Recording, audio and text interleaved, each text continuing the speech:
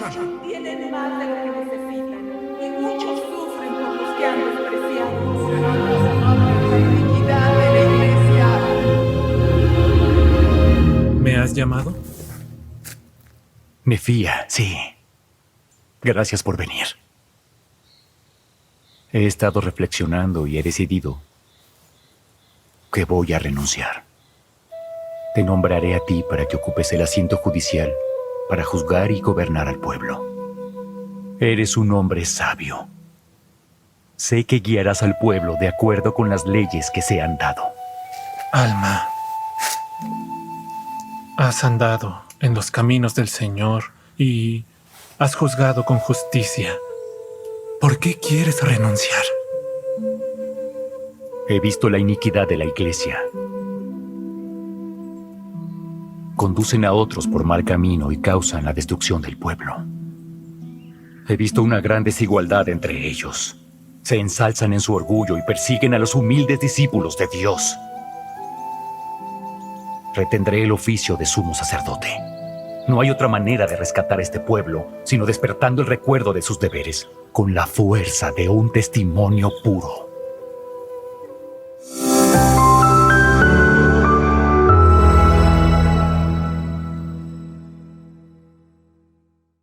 Este contenido en video no reemplaza en ningún momento su estudio personal y familiar de las Escrituras y de Ven, Sígueme. Le invitamos con todo nuestro amor a escudriñar las Escrituras y a estudiar el manual de Ven, Sígueme. Hola mis amados hermanos y hermanas, muy buenos días. Bienvenidos una vez más a una clase de escuela dominical de Ven, Sígueme con su hermano y servidor Walter Posada. Hoy veremos unos capítulos hermosos. Mosía del capítulo 29, nos despedimos así del libro de Mosía, hasta Mosía, el capítulo 4. El manual de Ven, Sígueme nos indica que esta clase se llama Fueron firmes e inamovibles.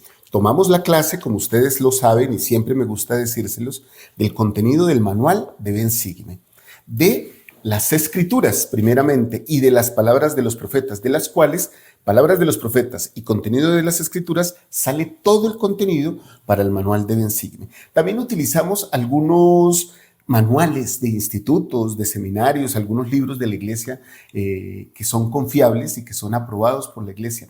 Y también utilizamos la aplicación de Central de las Escrituras, Scripture Plus, que nos ayuda a aprender y a conocer mucho más acerca del Evangelio. Así que con esta clase o con este título y con estas indicaciones les doy la bienvenida a la clase.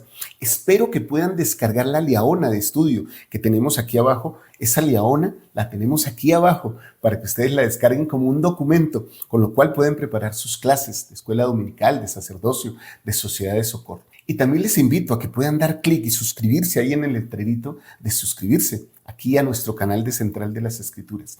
O den un like para que muchas personas sigan esta clase y puedan compartir este contenido. Les invito también a que dejen sus mensajes aquí abajo. Bueno, vamos a empezar esta clase, mis amados hermanos. Y empezamos con esto. Alma Hijo enfrentó retos muy difíciles cuando servía simultáneamente como sumo sacerdote de la iglesia, o sea, como líder de la iglesia, y al mismo tiempo como el primer juez superior elegido por los nefitas.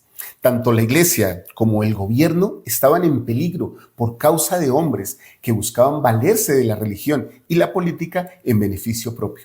De hecho, vamos a mencionar un nombre, Nehor. Este hombre socavó la iglesia al emplear la superchería sacerdotal para establecer un movimiento religioso y una fe que atrajo a muchos. Vamos a hablar un poco de esto de la superchería sacerdotal aquí en la clase. Abnisí también, otro hombre del orden de Nehor, le hizo la guerra al nuevo gobierno elegido de los jueces después de no poder cumplir con su deseo de ser rey. Como no pudo ser rey, entonces hizo la guerra. Eso sucede incluso en la actualidad con tiranos o dictadores que se quedan o se apropian del poder para hacer su voluntad. Fijémonos en que Alma oró, ejerció su fe, mis amados hermanos, en Dios y después puso manos a la obra para superar cada uno de estos problemas que enfrentaba, como una muestra de lo que nosotros también podemos hacer en nuestras situaciones cotidianas. Vamos a considerar también en esta clase la forma en que podemos seguir el modelo de Alma para afrontar nuestros propios desafíos en la tierra. Ahora, aquí se presentan cambios en el gobierno de la iglesia. En Mosía 29, en el versículo 38, vamos a leer esta situación que afrontaba el pueblo por este tipo de personas. Dice: Por tanto, versículo 38, por tanto abandonaron sus deseos de tener rey y se sintieron ansiosos en extremos de que todo hombre tuviese igual oportunidad por toda la tierra.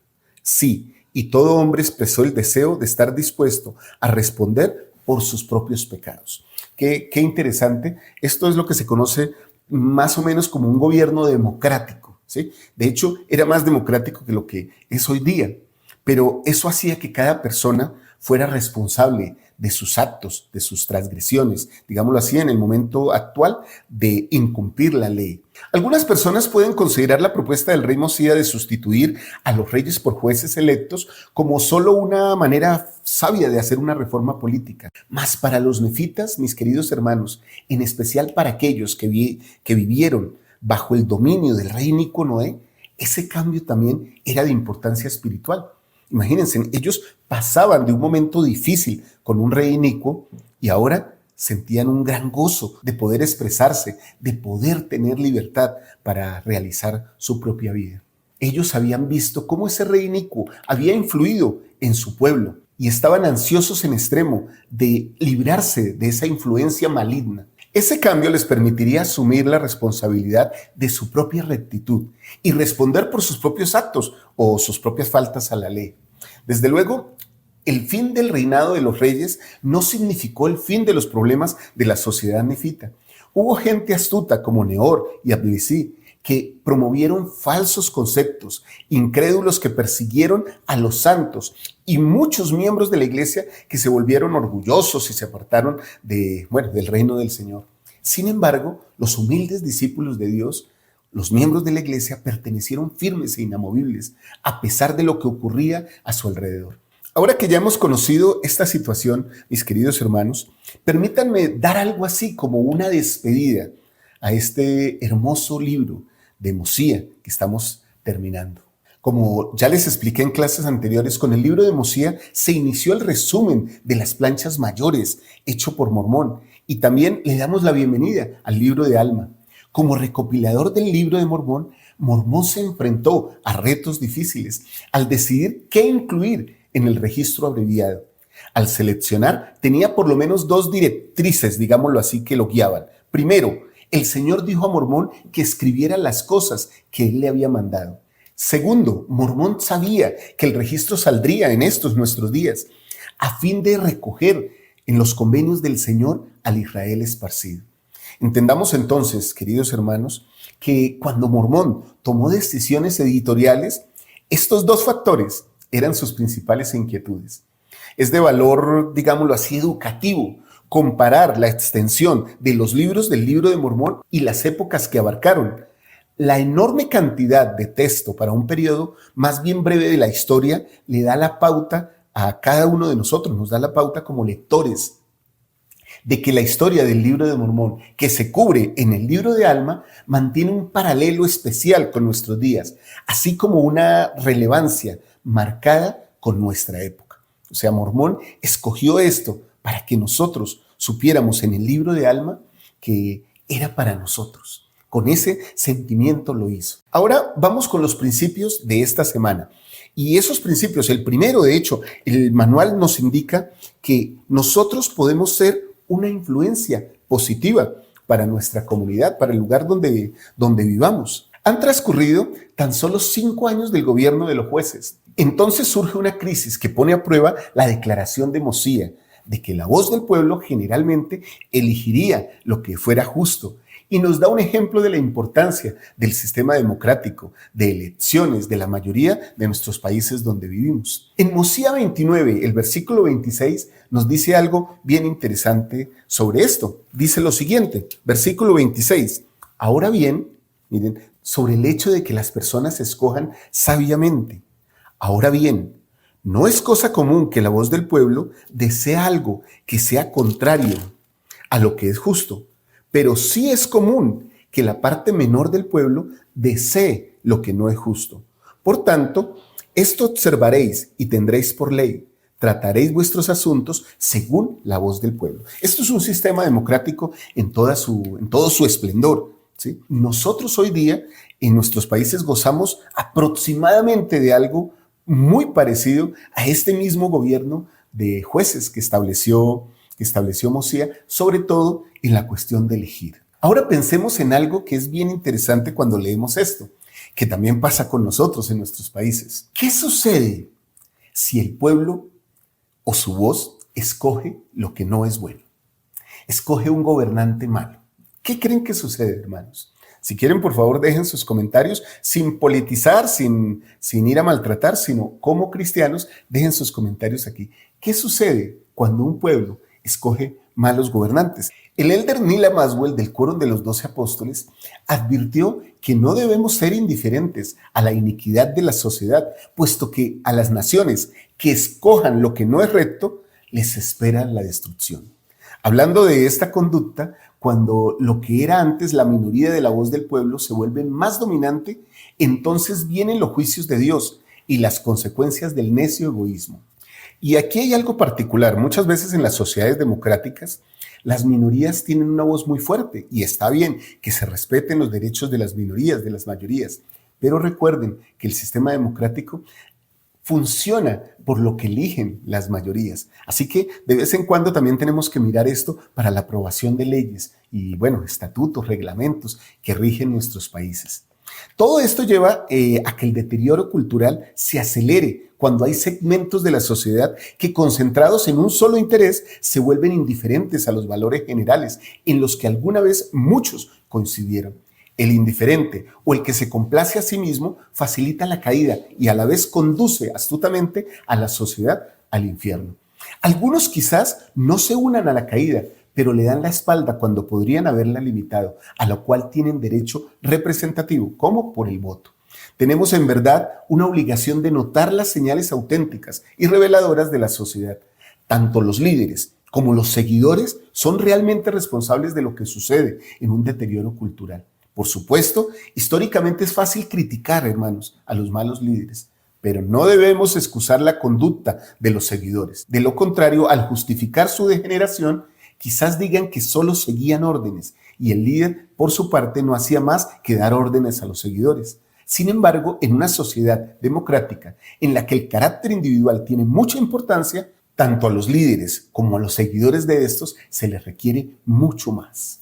¡Qué comentario tan interesante! ¡Qué visión tan interesante!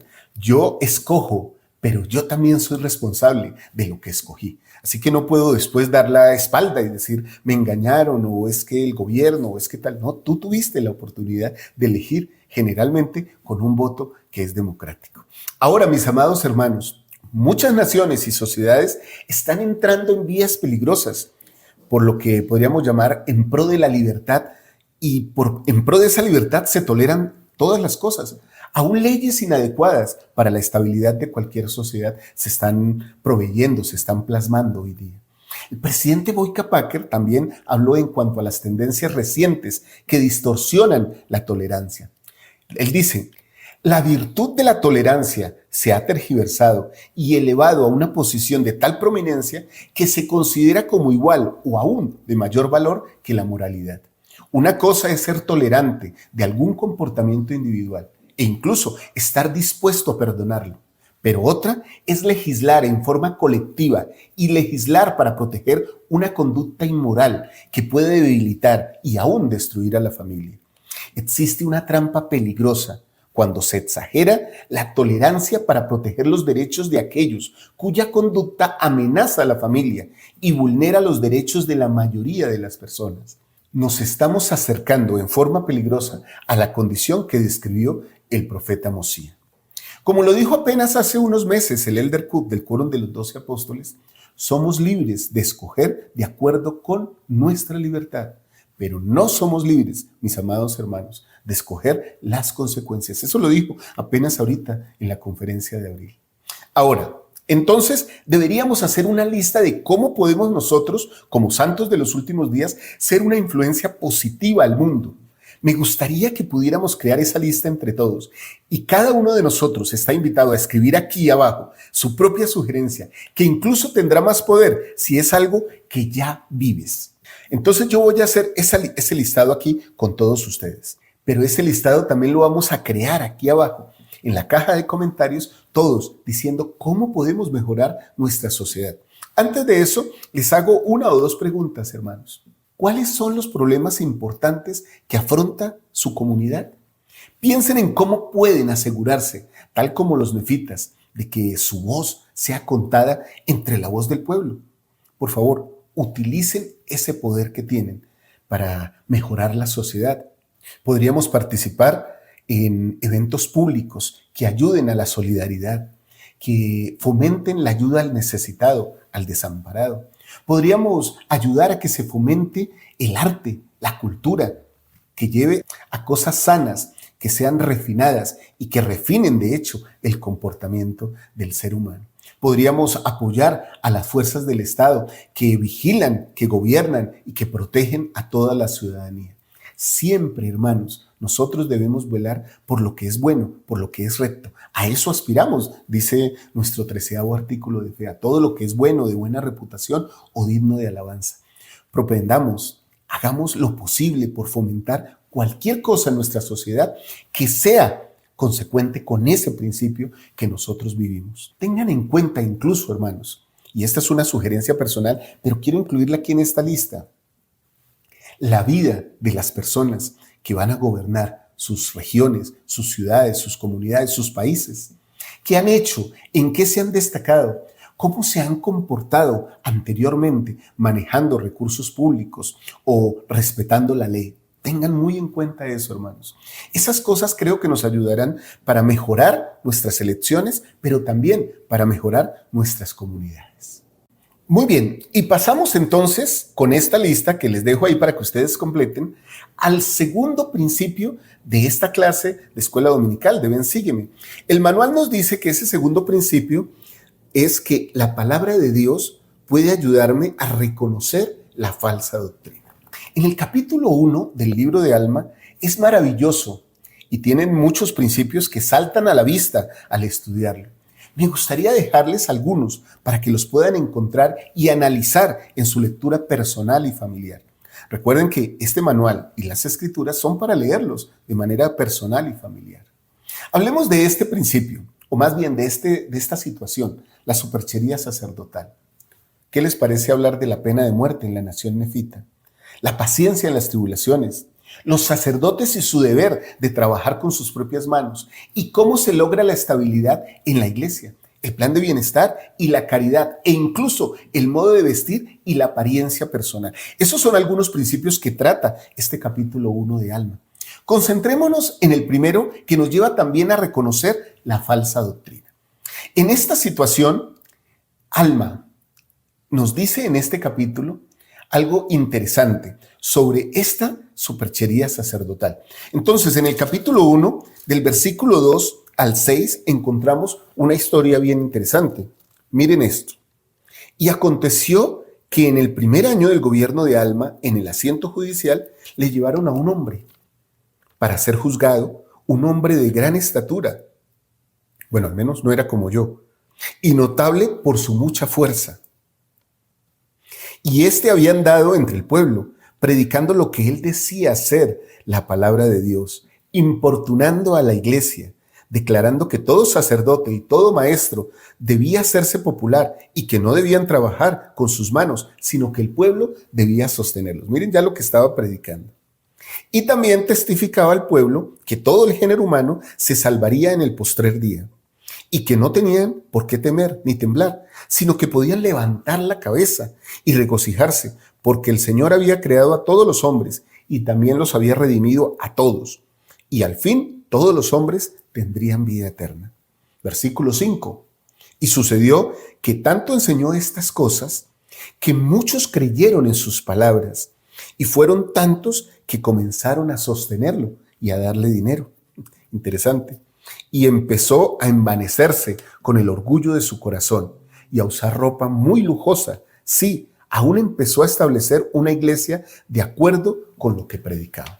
Ya aquí encontramos un ejemplo muy parecido a lo que vimos en Cherem. ¿Recuerdan? En Jacob 7 ya habíamos estudiado a una persona que tenía como ese mismo comportamiento: anticristo, oponerse a la iglesia y enseñar doctrinas falsas, como haciéndose parecer bueno.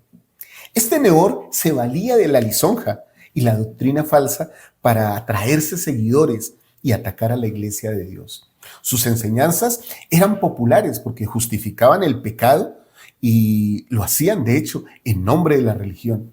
Él alentaba la iniquidad, excusándola con un razonamiento que al fin todos los hombres tendrían la vida eterna, sin importar cuál hubiera sido su comportamiento personal. En Alma 1:4, Nehor enseñó que todos los hombres tendrían la vida eterna. Y en el versículo 16 de este mismo capítulo 1 de Alma, se declara que la superchería sacerdotal es predicar doctrinas falsas por causa de las riquezas y los honores. Una de las doctrinas falsas que con frecuencia promueven los que son culpables de superchería sacerdotal es que todo el género humano se salvará en el postrer día y que no tienen por qué temer ni temblar. Eso lo aprendimos en el versículo 4. Uno de los problemas es que no enseñan el arrepentimiento. En ese caso lo hacían porque eran de la fe de Nehor y no creían en el arrepentimiento de sus pecados. Entonces miren esto, puede parecerse a algo que se predica en el mundo hoy día. Una persona que practica la superchería sacerdotal siempre le dirá a los demás que todo está bien y que Dios perdonará la comisión de algunos pecados. Y como dice el libro de Mormón, y si es que son culpables, les dará algunos cuantos azotes o correazos, como ustedes lo digan en sus países. Pero que al final todo estará bien. No hay necesidad de arrepentirse. Eso enseña la superchería sacerdotal. ¿Por qué lo hace? Porque de esa manera, el que enseña la superchería sacerdotal se gana el agrado de las personas. Porque no hay nada que le guste más a las personas que le digan que la vida es fácil, que no tiene que sacrificar nada. Pero mis amados hermanos, la iglesia de Jesucristo, de los santos de los últimos días, es una iglesia que tiene el poder de llevarnos de aquí a la vida eterna, pero también que requiere un sacrificio de nosotros en todas las cosas, incluido un corazón quebrantado y un espíritu contrito, que viene solamente por vivir la ley del evangelio y la ley del sacrificio, que tienen que ver directamente con el arrepentimiento, para que por medio de la fe en Jesucristo nosotros podamos cumplir todos los convenios y perseverar hasta el fin. Qué interesante es que nosotros podamos conocer esta doctrina, porque en el mundo, mis amados hermanos, hay muchas personas que andan por ahí predicando que todo estará bien y que todo está bien en Sion. El elder L. Tom Perry del Quórum de los 12 Apóstoles nos instó a tener la valentía de rechazar a los Nehores de la actualidad y a sus mensajes populares. Él dice, las palabras de Nehor atraían a la gente, pero la doctrina que enseñaba, aunque a muchos les gustaba, era incorrecta. Al enfrentarnos con muchas de las decisiones de la vida, los mensajes fáciles y populares del mundo, por lo general, no serán las opciones correctas y se requerirá mucho valor para hacerlo justo. Miren qué cosa tan interesante. Los mensajes correctos no son populares. Vivir la castidad no es popular. Vivir la palabra de sabiduría, no tomar licor, no consumir tabaco o drogas perjudiciales, no es popular. Generalmente las cosas que requieren más de nosotros son las que tal vez nos separen del mundo, las que nos hagan o nos coloquen a nosotros en un lugar de pureza moral.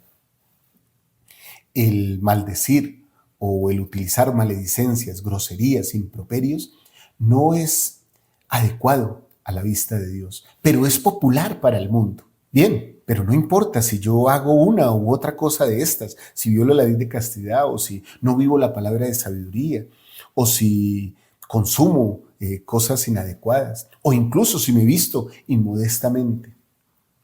Finalmente, Dios me perdonará. Eso es lo que fomentaba Nehor, las supercherías sacerdotales y el halago propio para conseguir riquezas y honores.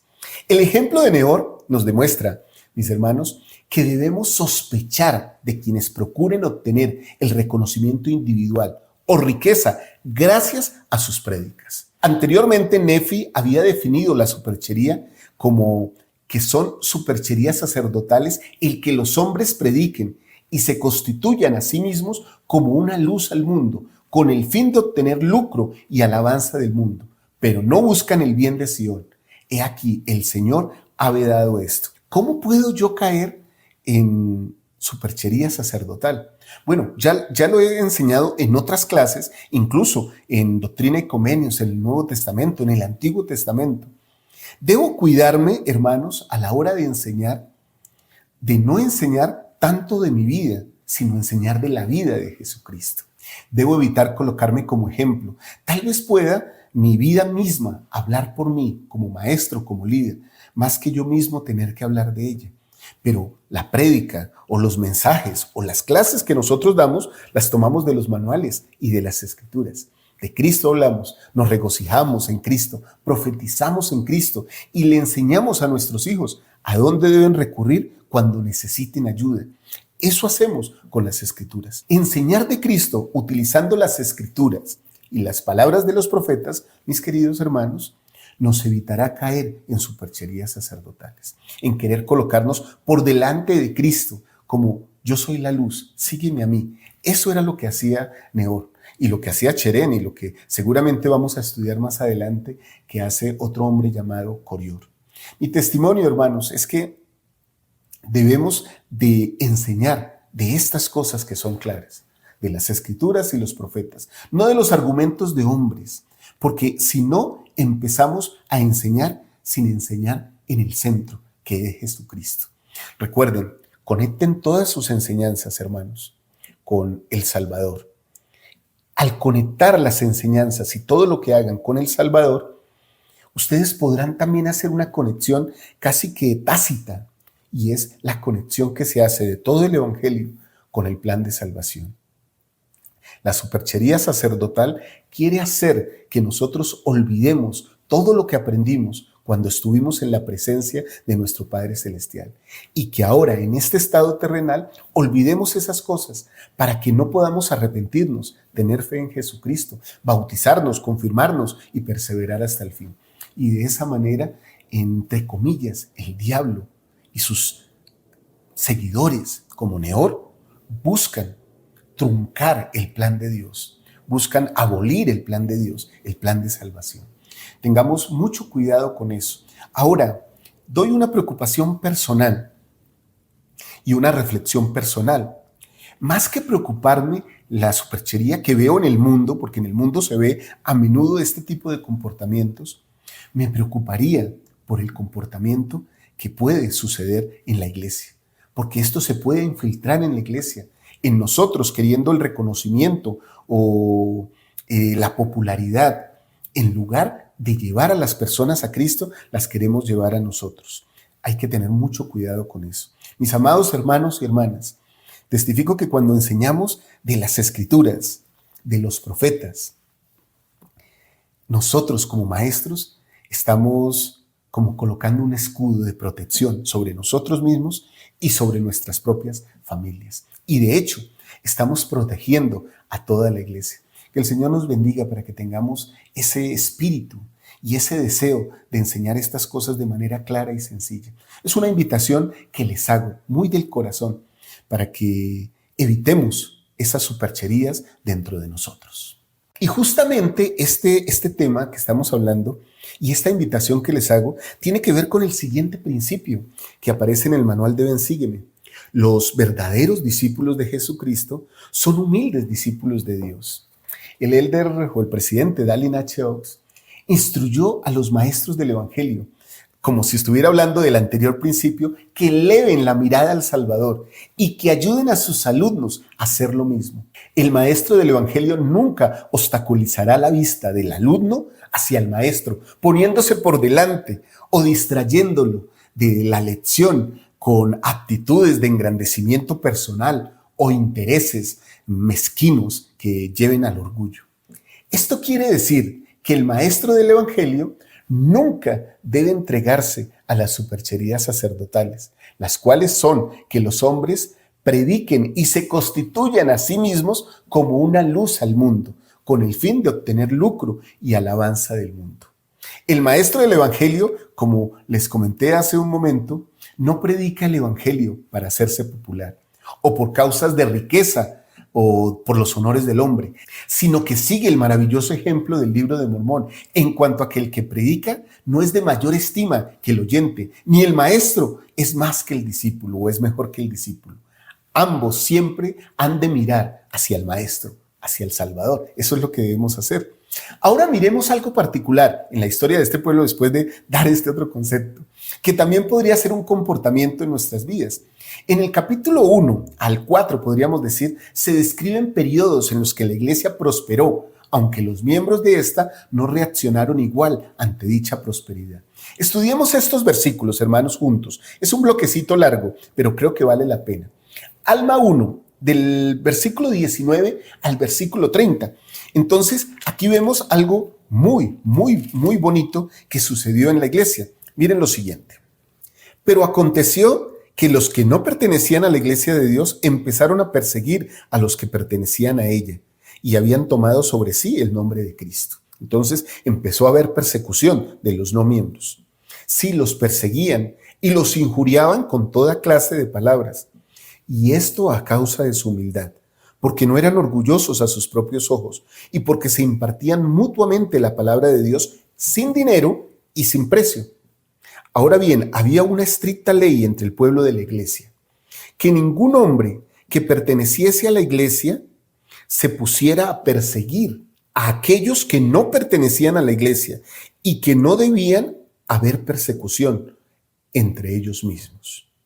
Sin embargo, y viene lo triste, hubo entre ellos muchos que empezaron a llenarse de orgullo y a contender acaloradamente con sus adversarios, aún hasta golpearse. Sí, se daban puñetazos el uno al otro. Esto aconteció en el 2º año del gobierno de Alma y fue causa de mucha aflicción para la iglesia. Sí, fue la causa de mucha tribulación. Porque muchos de ellos endurecieron sus corazones y sus nombres fueron borrados, de modo que no los recordaron más entre el pueblo de Dios. Y también muchos se retiraron de entre ellos. Y ahora bien, esto fue una prueba dura para los que se mantuvieron constantes en la fe. Sin embargo, fueron firmes e inamovibles en guardar los mandamientos de Dios y sobrellevaron pacientemente la persecución que se les imponía. Y cuando los sacerdotes dejaban su trabajo para impartir la palabra de Dios a los del pueblo, estos también dejaban sus labores para oír la palabra de Dios. Y después que el sacerdote les había impartido la palabra de Dios, todos volvían diligentemente a sus labores. Y el sacerdote no se consideraba mejor que sus oyentes, porque el predicador no era de más estima que el oyente, ni el maestro era mejor que el discípulo. Y así todos eran iguales, y todos trabajaban, todo hombre según su fuerza. Y de conformidad con lo que tenía, todo hombre repartía de sus bienes a los pobres y a los necesitados, y a los enfermos y afligidos. Qué hermoso, qué hermosa cosa esta. Y no usaban ropa costosa, no obstante, eran aseados y atractivos. Qué bonito. Y así dispusieron los asuntos de la iglesia. Y así empezaron nuevamente a tener continua paz, a pesar de todas sus persecuciones. Ahora viene una parte interesante. Ahora bien, debido a la estabilidad de la iglesia, y miren hermanos, aquí es importante que la estabilidad de la iglesia se dio porque todos compartían, porque eran iguales, porque se ayudaban mutuamente. Hasta que eso no suceda en la actualidad con nosotros en la iglesia, en nuestros barrios, la iglesia todavía va a estar tambaleante. Por eso debemos ser caritativos y ayudarnos. Pagar un diezmo íntegro, dar una ofrenda generosa e incluso ayudar a otros si así lo necesitan. Entonces, dice aquí que empezaron a enriquecerse en gran manera, teniendo en abundancia todas las cosas que necesitaban. Una abundancia de rebaños y manadas y toda clase de animales cebados. Y también una abundancia de grano y de oro y de plata y de objetos preciosos en abundancia. Y abundancia de seda y de lino de fino tejido y de toda clase de buenas telas sencillas.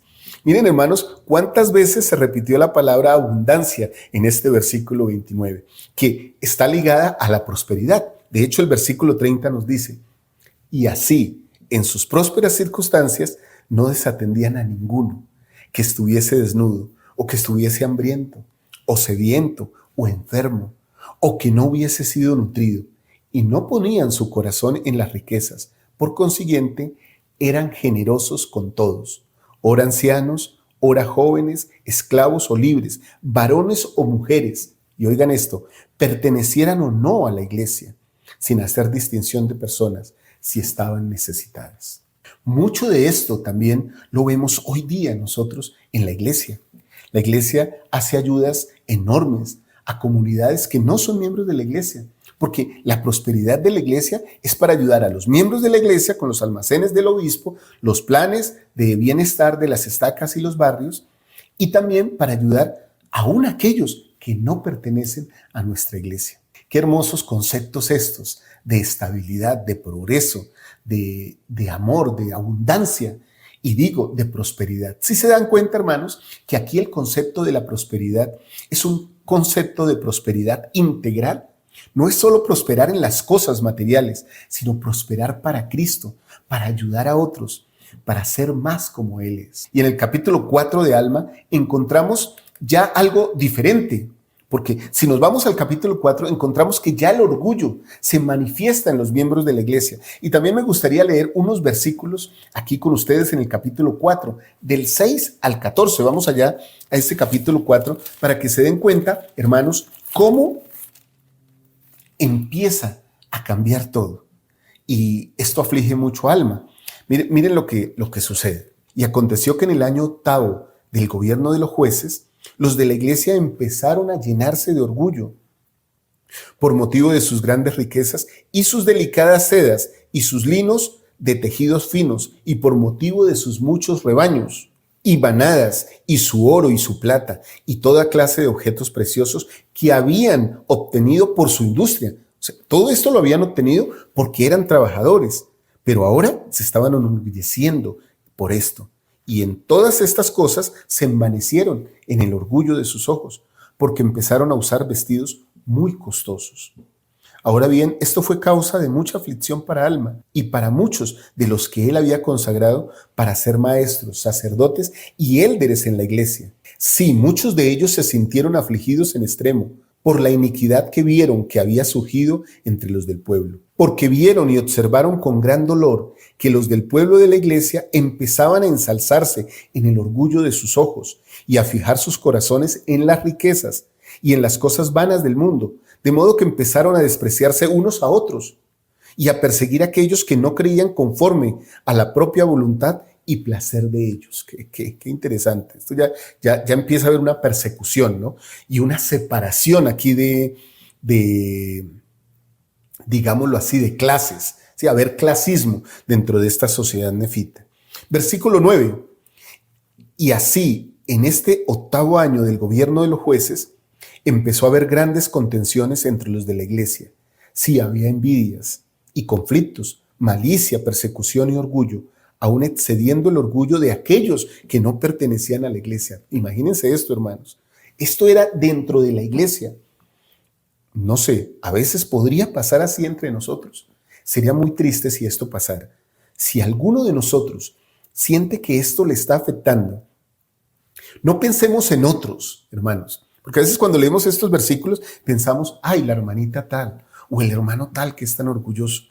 Sino más bien pensemos en nosotros, si somos culpables de algo semejante, de tener orgullo, envidias, conflictos, malicia, persecución dentro de la iglesia. Versículo 10. Y así terminó el año 8 del gobierno de los jueces, y la iniquidad de la iglesia fue un gran tropiezo para los que no pertenecían a ella. Y así la iglesia empezó a detenerse en su progreso. Increíble, la iglesia se detiene cuando nosotros nos llenamos de orgullo. Entonces, esto le da más peso al argumento de aquellos que a veces se preguntan, ¿qué pasa en tal país o en tal barrio o en tal estaca que no crece? ¿No habría que mirar esto, hermanos? El orgullo. Cuando un barrio o una unidad de la iglesia no crece, ¿por qué no crece? Aquí está la respuesta. Aún excediendo el orgullo de aquellos que no pertenecían a la iglesia. Y el versículo 10 al final dice, y así la iglesia empezó a detenerse en su progreso. Increíble. Versículo 11. Dejo esta reflexión para todos. Versículo 11. Y sucedió que al principio del año 9, Alma vio la iniquidad de la iglesia y también vio que el ejemplo de la iglesia empezaba a conducir a los que eran incrédulos de una iniquidad a otra, causando con ello la destrucción del pueblo. Imagínense esto, hermanos. Ya la iglesia, en lugar de ser, o los miembros, porque la iglesia habla de los miembros de la iglesia, en lugar de ser un ejemplo, era un obstáculo para aquellos que querían venir a Cristo.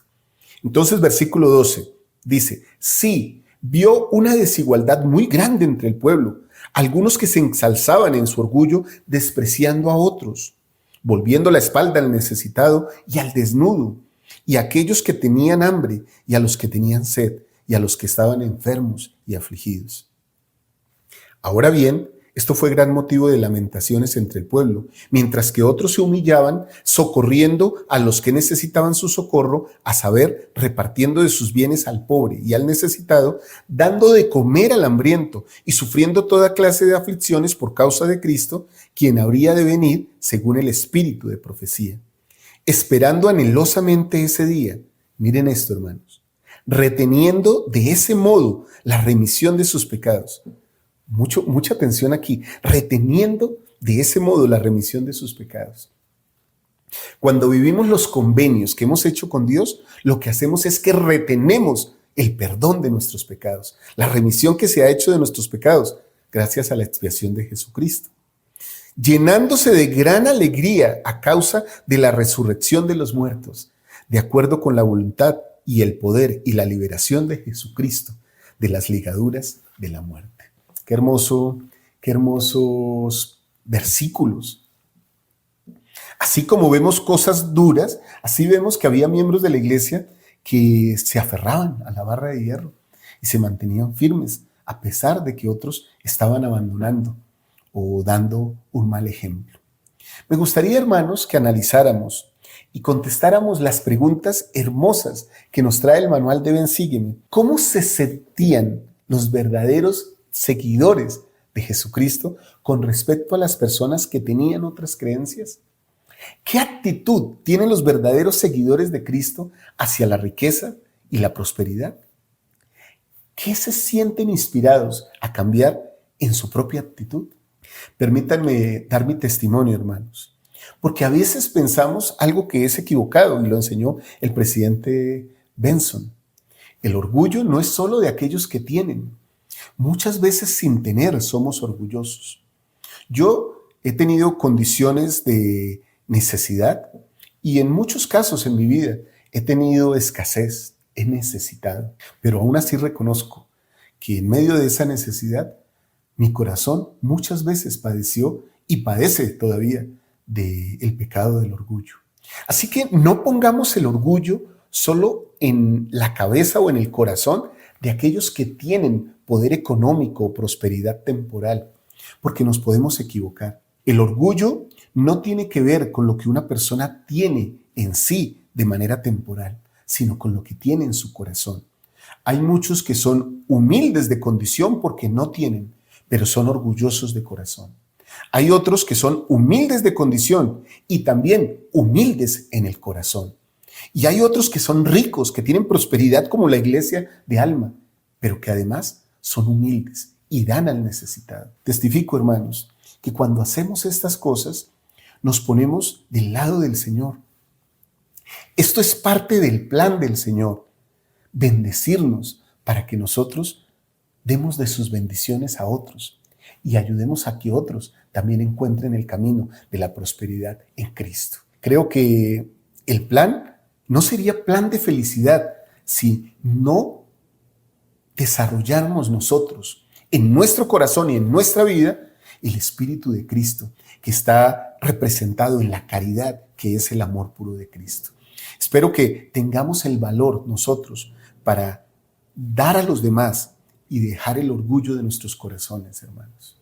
Muy bien, con mi testimonio paso al último principio y les invito a que me acompañen al último principio que trae el manual, cómo mi ejemplo y mi testimonio pueden cambiar los corazones de las personas. Y el manual dice, tal vez te sientas identificado con la tristeza que Alma sintió cuando vio lo que sucedía entre su pueblo. Esos sentimientos de tristeza, mis queridos hermanos, debiéramos de sentirlos nosotros. ¿Por qué somos llenos de orgullo? ¿Por qué somos malos con otras personas? Algunos podrían decir que Alma, como juez superior, era la persona más indicada para resolver esos problemas. Sin embargo, Alma pensaba que había una mejor manera de hacerlo. Y entonces, en el capítulo 4, del versículo 16 al 20, encontramos algo muy interesante, lo que hizo Alma.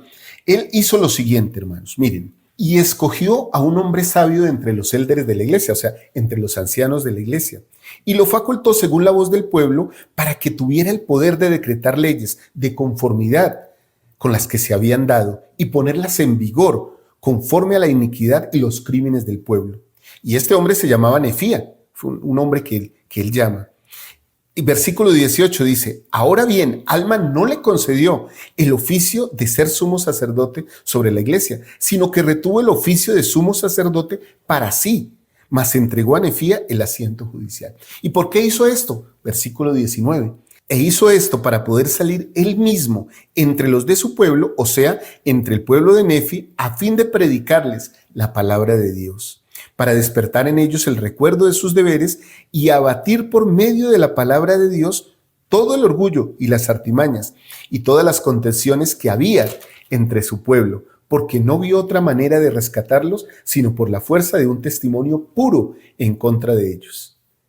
Y al final del versículo 20 dice, y se concretó completamente al sumo sacerdocio del santo orden de Dios y a dar testimonio de la palabra de acuerdo con el espíritu de revelación y profecía. Entonces, mis amados hermanos, a fin de recuperar a las personas, Alma sabía que la predicación de la palabra tenía gran propensión, como dice el mismo libro de Mormón, a impulsar a las personas o a la gente a hacer lo que era justo. Sí, había surtido un efecto más potente en la mente del pueblo que la espada o cualquier otra cosa. Eso lo dice en Alma 31:5. Presidente Gordon B. Hinckley recalca la necesidad que tiene el mundo de escuchar testimonios puros. Miren esto. Recordarán que Alma renunció al asiento judicial a fin de disponer de tiempo y fuerzas para llevar a cabo una obra más importante. Por esa misma razón, el mundo necesita hoy día el poder de un testimonio puro, necesita el evangelio de Jesucristo, y si ha de llegar a oírlo, es preciso que haya mensajeros que lo enseñen. El elder Ballard, presidente Ballard, que murió hace poco, también nos aconsejó para que demos testimonios puros, en palabras sencillas, el testimonio verdadero. El verdadero testimonio nacido del Espíritu y confirmado por el Espíritu Santo cambia vidas. Cambia su manera de pensar y lo que hacen. Cambia lo que dicen. Afecta toda prioridad y cada decisión que tomen. La experiencia que he tenido por toda la iglesia me lleva a preocuparme de que demasiados testimonios de nuestros miembros se basan en decir, estoy agradecido y amo a, y que muy pocos son capaces de decir con humilde pero sincera claridad, yo sé. Como resultado de ellos, nuestras reuniones a veces carecen del fundamento espiritual rico en testimonio que conmueve el alma y que surte un impacto significativo y positivo en la vida de las personas que los escuchan. Recuerden esto, hermanos, cuando tengan la oportunidad de testificar, testifiquen de Cristo. Hace un tiempo se nos enseñó que cuando alguien nos dice algo de su vida, podemos decirle, yo alguna vez hice esto o yo alguna vez actué de esta manera.